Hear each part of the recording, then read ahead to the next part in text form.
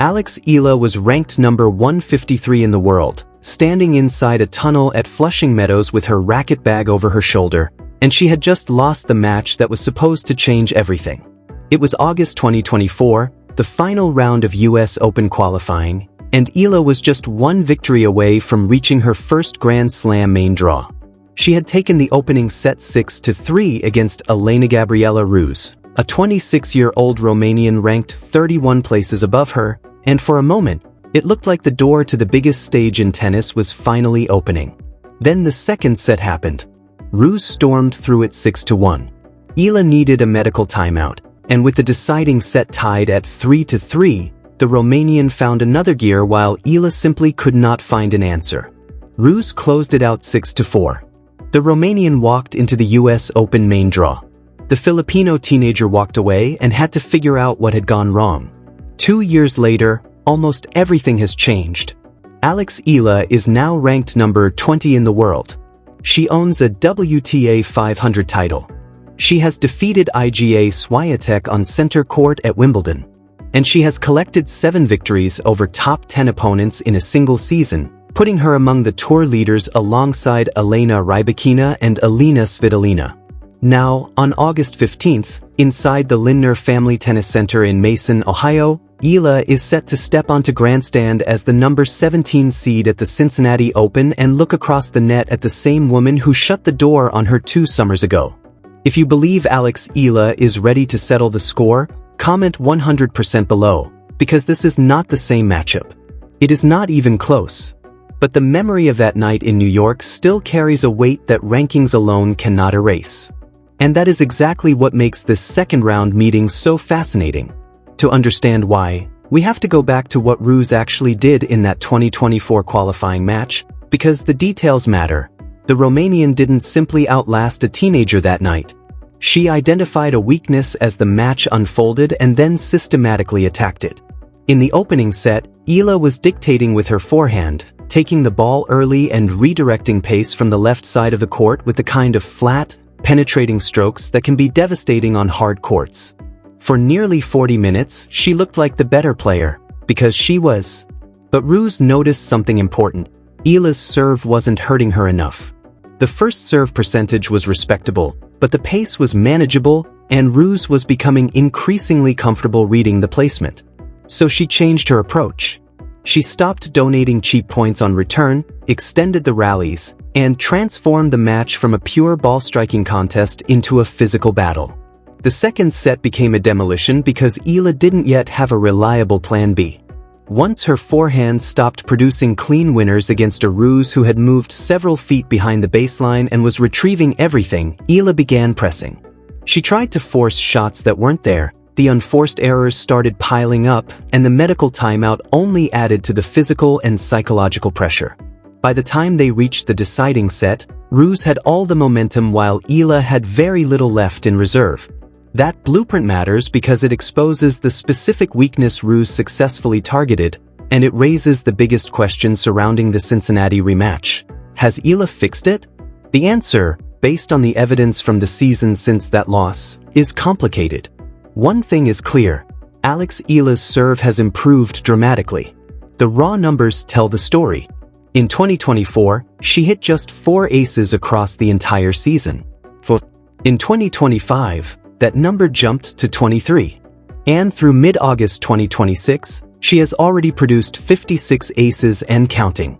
Her percentage of service points won climbed from 47.8% in 2024 to 59.4% in 2025 and now sits around 56.4% this season. The serve is no longer the glaring liability Ruse was able to expose in New York. It has evolved from a vulnerability into a functional weapon, and at times, a genuinely dangerous one. But functional and dominant are 2 very different things. Linda Noskova has defeated Eala twice in 2026, winning 6-2, 6-0 at Indian Wells and 6-2, 6-4 in the Berlin semifinals. And in both matches, Eala's serve became part of the equation.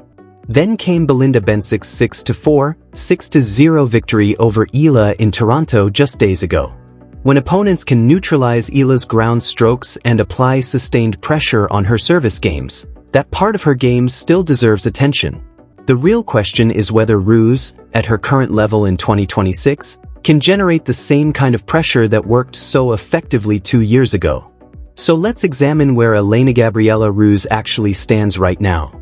At 28 years old, she is ranked somewhere in the 70s, depending on the ranking week, and she has posted a 22-18 record this season. On paper, that record may not look spectacular, but the details reveal a player who is still capable of causing serious problems for the right opponent. That 22-18 record, however, doesn't tell the full story. Ruse has produced several genuinely impressive performances throughout the season. At the Australian Open in January, she defeated 26th seed Diana Yastremska and Ajla Tomiljanovic to reach the third round before eventually losing to Mira Andreeva. At the Linz Open in April, she reached the semi-finals and picked up a notable win over Yelena Ostapenko along the way. And then came the grass court season, where Ruse became particularly dangerous. At the Rosmalen Open, she defeated Elise Mertens, the same player who had beaten her in the previous year's final, before falling to Barbara Krejcikova in the quarterfinals. Then came Bad Homburg, and that run deserves special attention because it tells us something about Ruse that her ranking simply doesn't capture. She came through qualifying, stunned world number 10 Linda Noskova in the opening round, defeated Emma Navarro, and reached the semifinals before losing to eventual champion Karolina Muchova. That was more than just a good week. It was evidence that Ruse can still produce elite-level tennis when everything clicks. She has 3 career victories over opponents ranked inside the top 10 at the time of their meetings: Paula Badosa in Dubai in 2022, Barbara Krejcikova at the US Open in 2024, and Linda Noskova at Bad Homburg just weeks ago. She isn't intimidated by big names, and she certainly isn't intimidated by big occasions. She reinforced that confidence in Cincinnati, opening her tournament against Magda Linette with a dominant 6-0, 6-3 victory, suggesting she arrived in Mason with her confidence and form fully intact. But this is where the analysis takes a major turn. Almost everything Ruse has done best in 2026 has come on clay and grass. Her hardcourt record this season is just 3-7, 3 wins and 7 losses, and that is a significant weakness. She lost in the first round at Indian Wells, fell in the second round at Miami, and exited in the opening round in Dubai. And that matters because hardcourt is exactly where Alex Eala has built some of the biggest results of her career. Eala's hardcourt form in 2026 isn't simply good. It has been extraordinary. Her North American hardcourt record this summer stands at 7-1. During her incredible Washington run, she defeated Zheng Qinwen, Leylah Fernandez, Alina Svitolina, Naomi Osaka, and Jessica Pegula in the space of a single week. Then in Toronto, she added victories over Alicia Parks and Katie McNally. The only blemish was the loss to Belinda Bencic, and even that came immediately after a grueling 3-set battle against McNally that included an ankle scare. In other words, Eala is playing some of the best tennis of her career on the exact surface where this match will be played. So the macro picture looks clear. Eala is ranked nearly 60 places higher. She is the seeded player and received a first-round bye. She is playing on her preferred surface, while Ruse has struggled most consistently on hard courts this season. And the 2-year gap between their meetings tells an incredible story. Eala has climbed from number 153 in the world to number 20, while Ruse has moved from around number 122 into the 70s. By almost every conventional measure, Alex Eala should win this match. But tennis is rarely that simple, and that is exactly where this Cincinnati rematch becomes fascinating. But tennis is not a ledger, and this is where the matchup gets genuinely interesting. Ruse possesses a specific set of tools that could still trouble Eala if she deploys them correctly. She is comfortable absorbing pace, extending rallies, and using her two-handed backhand to change the shape of an exchange, flattening it when she wants to take time away or adding more shape when she needs to defend. Her best tennis isn't necessarily about overwhelming opponents with raw power. It's about making them hit one more ball, waiting for the opening, and turning patience into pressure. On paper, that style can create problems for Eala, whose game is built around generating pace, taking the ball early, and dictating points before her opponent can settle into a rhythm.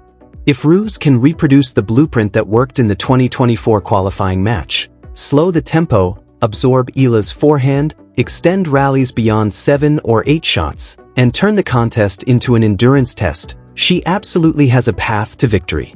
The problem is that Alex Eala in August 2026 is not the same Alex Eala who stood across the net from Ruse 2 years ago. The physical difference alone is enormous. In 2024, Eala was a 19-year-old who had spent much of her season competing on the ITF circuit. Her biggest title had come at AW100 event in Spain, and she simply had not yet developed the physical foundation required to consistently survive brutal 3-set battles against experienced WTA opponents. In 2026, that has changed completely. Eala has already played 37 tour-level matches. She has gone deep at major WTA 1000 events, including Indian Wells, Miami, and Toronto. She has survived physically demanding 3-set battles, including a grueling final against the world number 3, and came through the other side holding a trophy. The endurance gap that Ruse successfully exploited 2 years ago may simply no longer exist. And then there is the mental dimension, which may be the most important factor of all. Since the beginning of her Washington title run, Eala has repeatedly defeated players who had previously beaten her. 7 consecutive victories over former conquerors: Renata Zarazua at Wimbledon, Maya Joint at Wimbledon, Iga Swiatek at Wimbledon, Zheng Qinwen in Washington, Leylah Fernandez in Washington, Jessica Pegula in Washington, and Alicia Parks in Toronto. 7 opponents who once had her number. 7 old debts repaid. That pattern is difficult to dismiss as coincidence. It points toward a major shift in Eala's competitive psychology. She has developed a belief that previous losses do not define her. Instead, they become unfinished business. She doesn't run from the ghosts of her past. She hunts them down. And now Ruse is the next ghost waiting for her. Consider what Eala had to do to defeat Swiatek at Wimbledon. Center court. The defending champion. A first-set tiebreak that went all the way to 11-9. Eala saved set points,